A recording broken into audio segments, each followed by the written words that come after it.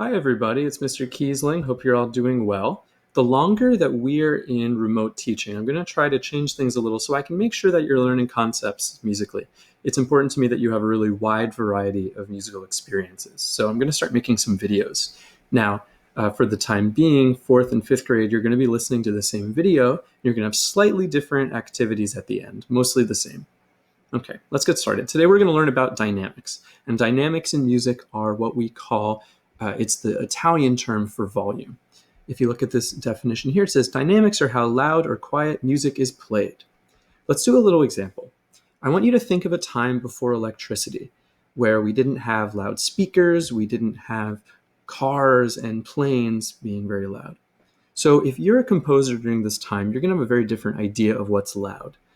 The very soft things would be like a noise, like a volume that you could speak to make sure you're not waking someone up. In music, we have special words for these volumes, and we use Italian, and we call them dynamics. The quietest voice, the softest voice is called piano. That is soft. Say piano. Great. We're going to get a little bit louder now. Imagine the volume that you would use to have a nice conversation at dinner.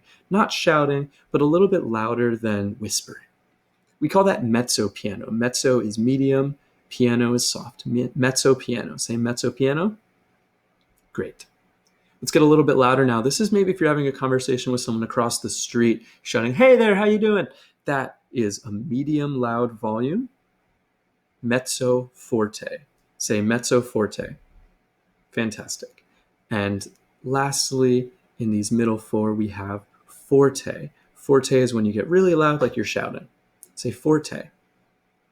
Very nice.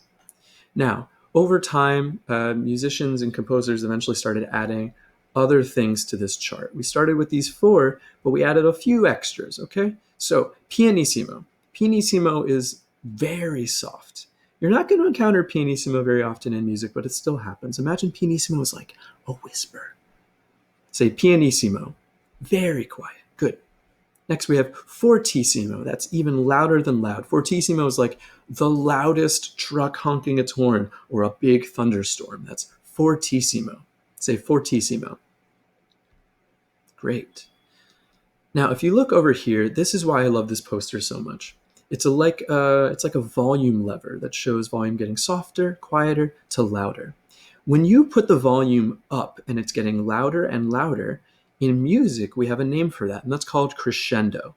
Crescendo is when it becomes louder. So if you bring the lever upwards, and something gets louder, that's crescendo.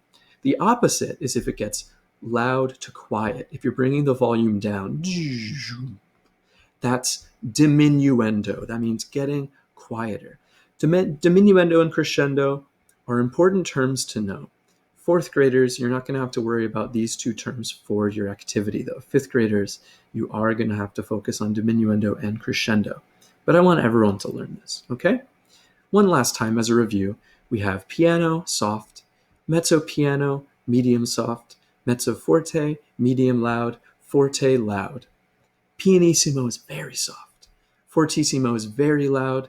Diminuendo is getting quieter. Crescendo is getting louder. I'm going to post this poster on the classroom pages so you can refer to it. You can also rewatch the video if anything doesn't make sense, or I'll be available during the school days for you to ask any questions that you have. Now for the activities. Mostly, I'd say these activities are going to be the same. Very similar, except the biggest difference is going to be how much of the poster you include. So fourth grade, you're going to make your own chart that shows how dynamics work. Do a little change there. How dynamics work. For example, the chart that I showed you is a volume lever. I want you to think of a creative way to show me how dynamics work. Think of things in life that would show the idea of dynamics changing, and draw it, make it colorful, and all that. I'm excited to see your work. You'll share it on the classroom page. Fifth graders, same thing, except you're going to do all of the things on the poster.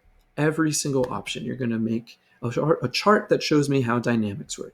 Fourth grade, you don't need to include diminuendo or crescendo. Fifth grade, I'd like you to include it all.